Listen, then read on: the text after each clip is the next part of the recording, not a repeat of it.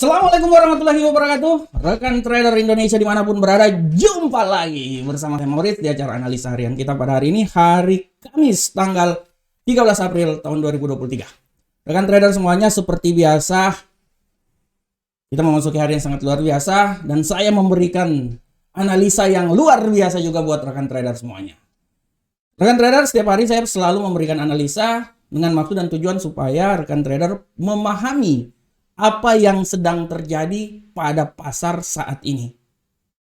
Analisa saya adalah sebuah rekomendasi, tapi sekali lagi saya disclaimer ya, bahwa apa yang saya analisakan ini harus dianalisakan lagi oleh rekan trader semuanya, karena tidak ada analisa yang terbaik selain analisa kepunyaan kita sendiri. Itu prinsipnya. Oleh karena itu rekan trader, mari simak analisa saya, jadikan analisa saya ini sebagai masukan.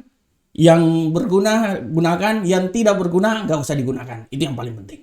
Oke rekan trader, di setiap analisa saya selalu membawakan sedikit tema-tema yang sangat luar biasa, dan tema hari ini masih punya hubungannya dengan apa yang sedang terjadi dari kemarin, karena nanti apa yang terjadi kemarin akan berlanjut pada hari ini juga rekan trader ya. Oke, apa itu? Kemarin kita membahas tentang data inflasi dan pertemuan FOMC. Nah, kenapa saya bilang hal tersebut? Saya coba bahas lagi karena nanti hasil dari pertemuan FOMC tadi malam pukul 00 waktu Indonesia bagian Barat akan dilanjutkan juga oleh data yang akan terjadi pada hari ini. Oleh karena itu, tema hari ini yang saya bawa adalah dolar terpuruk, risknya FOMC tidaklah membantu. Nah, ini dia. Ini dia. Kalau kita lihat rekan trader di platform, rekan trader udah bisa lihat dengan jelas di sini bahwa bagaimana dolar Amerika ini memang benar-benar terpuruk kemarin. Rekan trader, bayangkan, sempat 3 hari yang lalu dia menyentuh 102, sekarang kemarin dia turun sampai ke 101, dan hari ini memang ada sedikit perkembangan lebih bagus lah, sedikit perkembangan lebih bagus ya. Dan kalau kita lihat hal tersebut rekan trader ya, hal tersebut ini rekan trader benar-benar terpengaruh dengan apa yang sedang terjadi kemarin. Kalau kita lihat kemarin bahwa nilai inflasi dikeluarkan dan benar-benar nilai inflasi itu memberikan sebuah pergerakan yang sangat luar biasa, sehingga rekan trader bisa lihat bagaimana pergerakannya itu benar-benar membuat indeks dolar Amerika turun tajam. Rekan trader bayangkan, dia turun benar-benar langsung jatuh ya, turun sejatuh-jatuhnya, dan disambung lagi dengan informasi dari FOMC ya. Walaupun setelah itu memang ada sedikit pergerakannya ya rekan trader ya, ada sedikit peningkatan, tapi pada prinsipnya rekan trader ini memang benar-benar membuat dolar Amerika jatuh. Dan kalau kita lihat dolar Amerika ini dia menyentuh level terendah 1 minggu setelah turun paling terendah dalam 3 minggu sebelumnya ya. Ini harap dilihat dan harap benar-benar dipahami oleh kita semuanya. Rekan trader lihat bagaimana ya ketinggian yang sebelumnya di 102 3 minggu yang lalu ya, bisa jatuh rekan trader ini, malahan dia pernah sampai 103 ya, 102 ini ya. 3 minggu yang lalu dia bisa jatuh sampai nilai yang paling terendah rekan trader.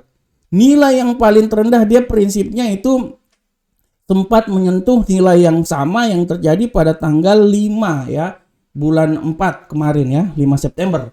Dan kalau kita lihat rekan trader, ini memang benar-benar terpengaruh oleh data yang terjadi.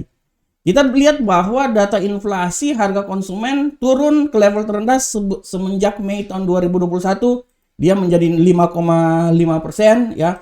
Ini tapi rekan trader, data-data ini ya sangat mempengaruhi pergerakannya. Dan selanjutnya rekan trader, data dari inflasi yang dikeluarkan kemarin ya. Ini sabar, saya lihat dulu mana sih kalender ekonomi. Oh ini sabar, ini kalender ekonomi. Harusnya sabar rekan trader. Oke, ini ini gara-gara saya buka kayak gini jadinya lama lagi. Oke, lanjut. Artinya rekan trader, apa yang terjadi ini sangat benar-benar sangat mempengaruhi. Dan kalau kita lihat rekan trader, setelah kita lihat dulu minggu ini, Setelah data tersebut dikeluarkan, ini sabar kan trader, sabar ini saya sabar kan trader. Nah, ini. Rekan trader bisa lihat dengan jelas ini ya bahwa data yang dikeluarkan kemarin ya, IHK yang dikeluarkan kemarin ini hari Kamis tanggal 13, hari Rabu. Nah, ini.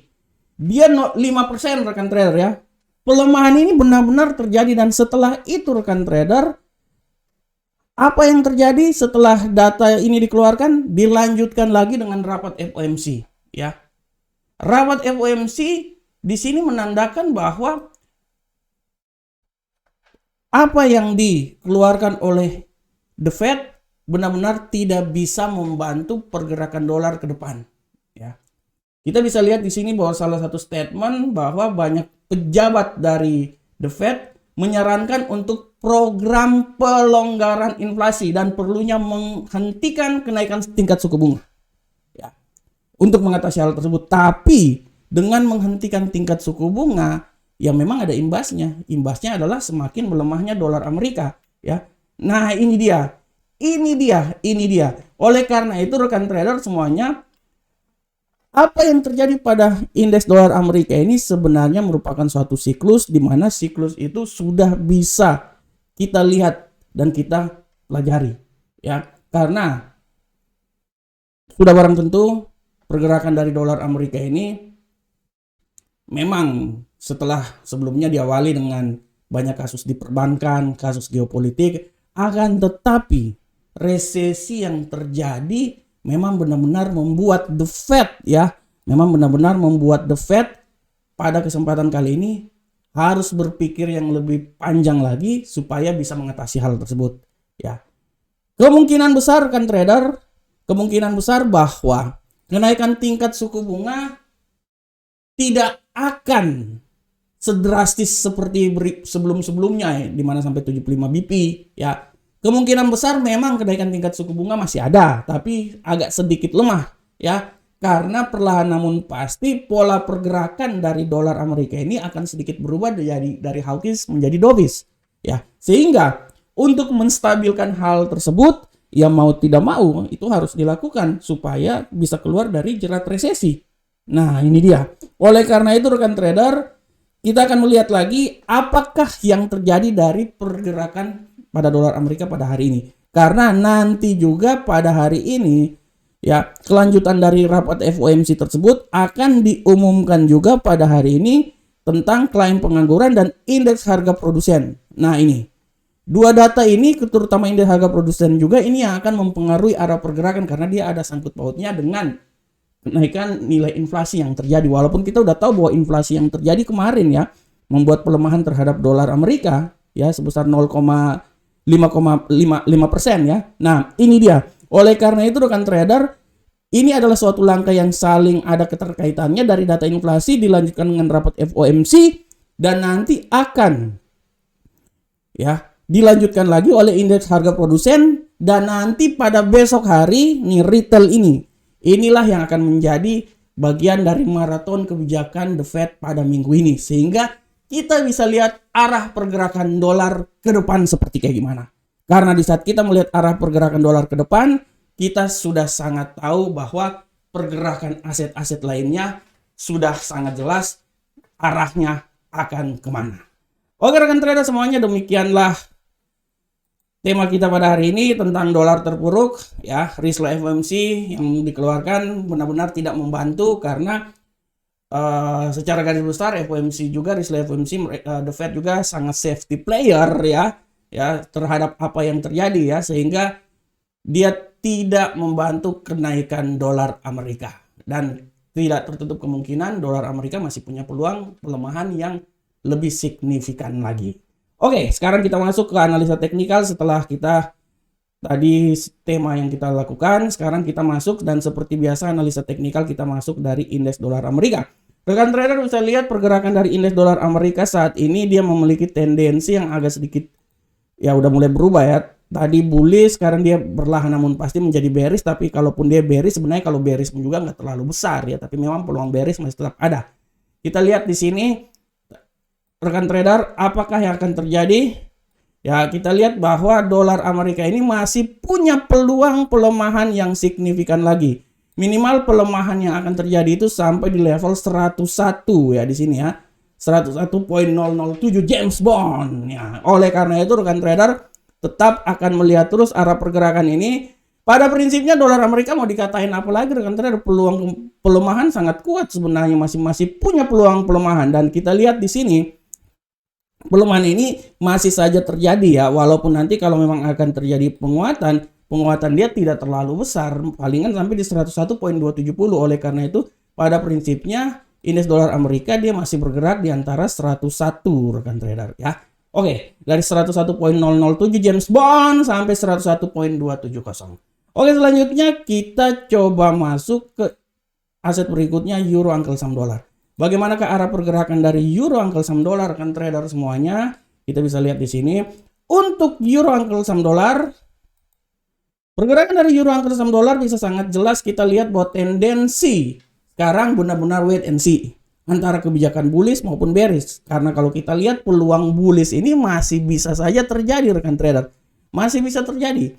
Peluang bullish ini masih bisa terjadi, dan kalau saya lihat di sini pergerakannya ini masih sangat nyata sebenarnya. Kalau saya lihat rekan trader ya, kalau saya bisa bilang bahwa pergerakan bullish masih saja terjadi dan tidak tertutup kemungkinan dia akan naik. Menurut saya memang dia akan mencoba naik sampai di level paling tertinggi di seputaran 1.10171. Tapi menurut saya dia akan mencoba melewati rentang harian di sini dulu.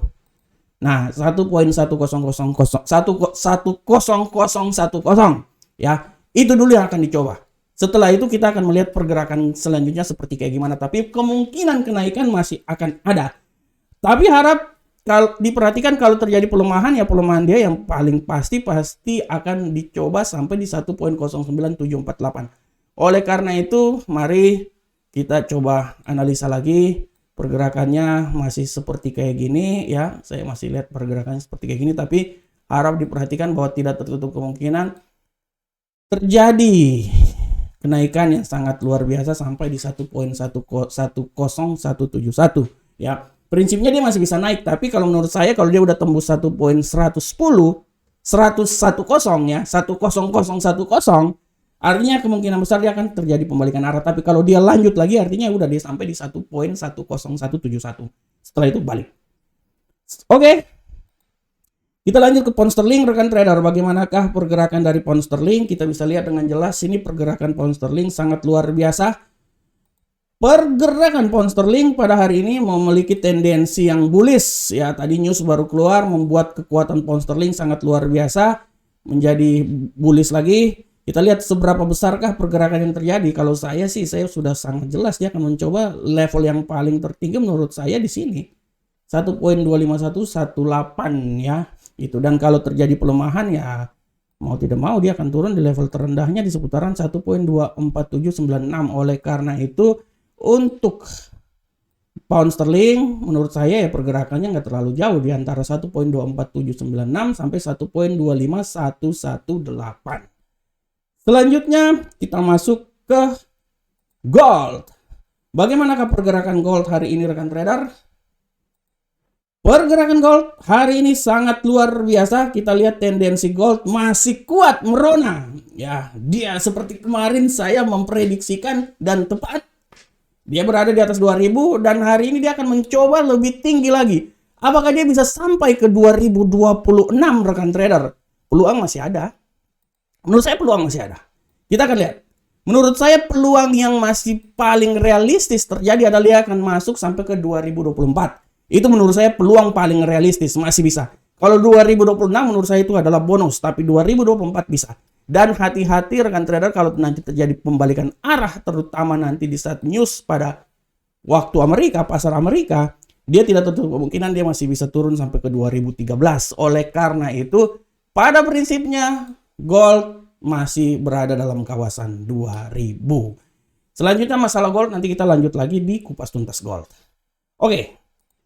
Selanjutnya rekan trader kita coba masuk ke USD Yen Jepang. Bagaimanakah pola pergerakan dari USD Yen Jepang?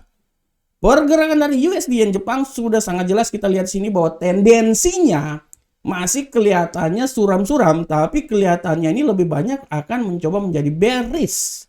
Kita akan lihat seberapa besarkah bearish akan terjadi rekan trader. Menurut analisa saya bearish masih mungkin saja terjadi dan penurunan dia menurut saya masih bisa terjadi itu paling maksimal bisa menembus ini atau masih bisa lebih ke bawah lagi sampai di 122.892 menurut saya. Dia masih bisa sampai situ dan kalau terjadi peningkatan ya saya tidak bilang bahwa tidak tertutup kemungkinan dia akan mencoba naik lagi sampai di level 133 karena saya mempersiapkan akan ada news pada hari ini terutama masuk di pasar Amerika. Oleh karena itu saya berasumsi bahwa dia akan mencoba dari 132.892 sampai 133.399. Oke, rekan trader semuanya, demikianlah analisa harian kita pada hari ini. Saya berharap semoga apa yang saya berikan ini bermanfaat untuk rekan trader semuanya. Akhir kata, assalamualaikum warahmatullahi wabarakatuh. Nikmati hari yang sangat luar biasa ini dan kesuksesan adalah milik rekan trader semuanya. Salam profit Indonesia.